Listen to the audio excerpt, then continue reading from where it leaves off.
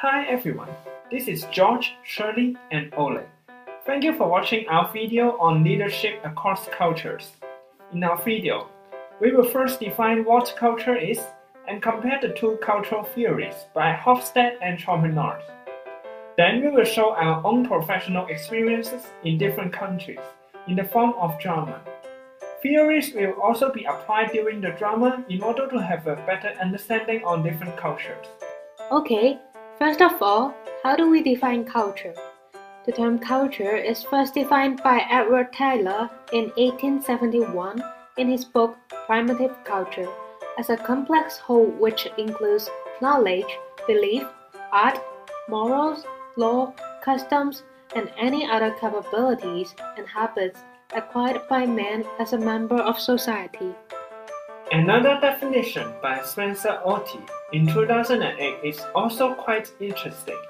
He said that culture is a fuzzy set of basic assumptions and values, orientations to life, beliefs, policies, procedures, and behavioral conventions that are shared by a group of people, and that influence but not determine each member's behavior and his or her interpretation of the meaning of other people's behavior. In the following parts, we are going to use 6 cultural dimension theory by Geert Hofstede and 7 value orientations by von Champernard and Charles Hampden Turner. Hofstede's theory describes the effect of a society's culture on the value of its members and how these values relate to behavior. The theory is divided into 6 dimensions, which are power distance, individualism, masculinity, uncertainty avoidance, long-term orientation, and indulgence. While Hofstede's research is one of the first systematic research across cultural difference, some studies have criticized that 6 dimensions are not enough to represent a culture with thousands of years of history. Furthermore, in the famous book of Riding the Wave of Culture by Champernard and Hampden Turner, had defined Champernard's model of national cultural differences. In the model, there are 7 dimensions, which 5 of them are covering the waves in which human beings deal with each other, 1 which deal with the time and 1 which deal with the environment. They are universalism versus particularism, individualism versus communitarianism, neutral versus emotional, specific versus diffuse, achievement versus ascription, sequential versus synchronic, and internal versus external control. Although the model on cultural dimensions had served as a tool for us to explain how national culture differs and how culture can be measured, it fails to recognize the influence of personal characteristics on behavior. Although there are critics on these 2 cultural theories, we believe that they are still valid for most countries because culture will not change overnight and these cultural theories still remain authoritative in many ways. The following story that we are going to tell is about 2 new trainees, George and Oleg, attending the orientation day of Hotel ABC in London. The orientation day is hosted by the human resource staff, Shirley. Let us quickly go through the background of these 3 characters. First, this is George. George is a new trainee from Hong Kong and he has worked in Hong Kong before. This one is Oleg. Oleg is a Russian. He had his last internship in Hong Kong with George and another internship in Russia. The last character is Shirley. Shirley is a Portuguese who has been working in Hotel ABC for 15 years. She had experience working in France, Switzerland, and China in the past. Hi Oleg, it has been a while since we finished our internship in Intercontinental Hong Kong last year. I never expected you would be here in the orientation day for Hotel ABC London. How's everything? Hi George, it's good to see you again here in London. I still remember the good memories of us back in Hong Kong last year. Do you remember that you showed me around in Hong Kong and helped me to find my apartment when I first arrived? It really made me easier to work in Hong Kong. Actually, the culture of Russia and Hong Kong is quite different. For example, I always wanted to find the apartment before I arrived, but you just told me not to do so because it is very easy to find one. I think this is also aligned with the cultural dimensions theory by Hofstede. The uncertainty avoidance of Hong Kong is at 29, while Russia got 95. I think the main reason for such a huge difference is because of the historical background. After the Second World War, Hong Kong developed steadily in a neutral environment, while Russia experienced the Cold War and was under the rule of communist government. Also, I remember that Hofstede study had indicated both Hong Kong and Russia are collective societies, as both countries only scored 25 and 39 in individualism respectively. Actually, I do not quite agree with Hofstede's point of view that Russia is a collective culture. I believe he came to this conclusion only because the study is carried out in the 1970s, and Russia was still under the rule of Soviet Union. However, after the dissolution of Soviet Union in 1991, there were more and more Western influences to our culture. For example, in my last internship in Russia, every staff in the restaurant would not share the tips.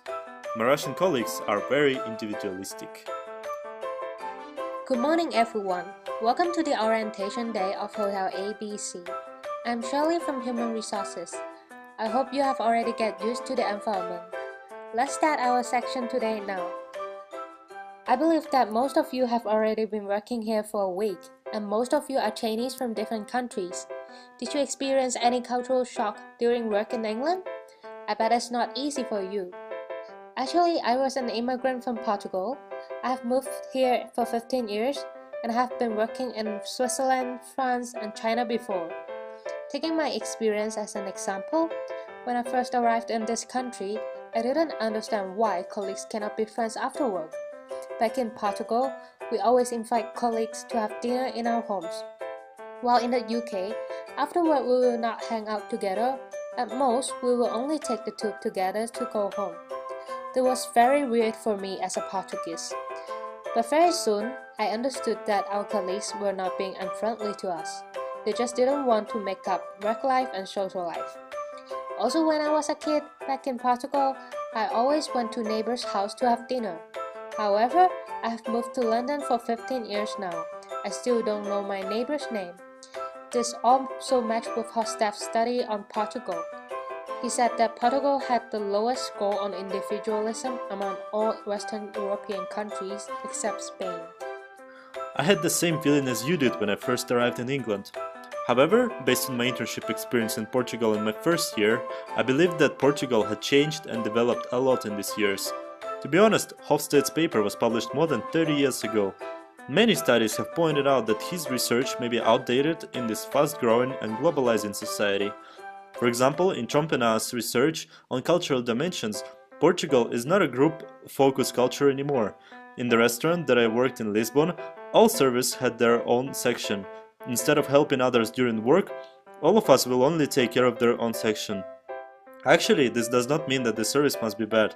On the other hand, this allows us to be more focused on our own section and have better understanding on the customer's needs.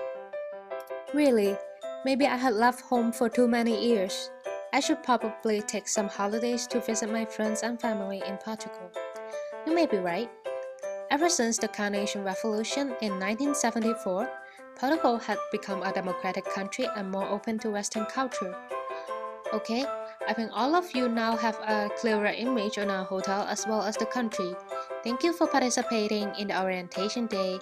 If you have any questions, please feel free to ask me. Hi, I'm George from F&B department. Your presentation is brilliant. I knew you had worked in Switzerland before, and I'm also looking for an internship in Switzerland next year. May I ask you if there's anything that I need to pay attention on working in Switzerland? I understand the culture of Hong Kong and Switzerland are quite different. For example, Hong Kong is a collective society. Hong Kong people value the time we spend together in Chinese New Year very much. Even when we are not in the country, we will try to make it back home or give our family a call when they are having dinner. Well, what you said is also supported by the study of Trompenas as well. Swiss tend to value rules and regulations over relationships and exceptions. Friends and family will not receive preferable treatments over rules. When I was working as a trainee in Switzerland, just like what you are doing now, I was late for half an hour and I asked the supervisor if she can keep it as a secret from the manager that I was late because we were friends. She said that I cannot do this because I actually broke the rules. But you don't need to be scared to work in Switzerland just because of this. Actually, most of the Swiss are very nice and Protestants there is quite low in Switzerland. So you can call your boss or supervisor with their first names, and even you are an entry-level staff, they will cherish your opinion as well. It sounds great to work in Switzerland after graduation. This is exactly that I'm looking for in the future. I always want to work in a friendly environment with my colleagues. It is always nice to be friends with your boss. Also, as a foreign worker, it is good to know that people in Switzerland value rules over relationships. Moreover, the individualistic culture of Switzerland is quite similar to Russia. With my working experiences in Hong Kong and here in the United Kingdom, with no doubt it can help me to understand and respect different cultures as well as have better perception on guests' expectation. All of these are vital in my future career in hospitality industry. The story of George, Oleg and Shirley suggests that every culture is unique and different from one another. It is important not to stereotype other people by what culture they are from. Globalization in different countries implies that communications and interactions among people from varied cultures, beliefs and backgrounds are becoming more necessary than ever before. People are no longer living and working in an insular marketplace, especially for us who are dedicated in the hospitality industry. It is more probable that we will encounter people from different cultures during work.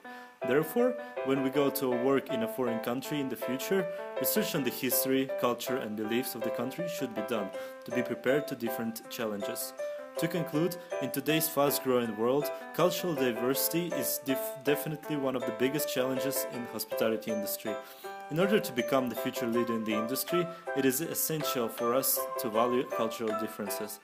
All people are unique and different. This is what makes us so special. We hope you enjoyed our video.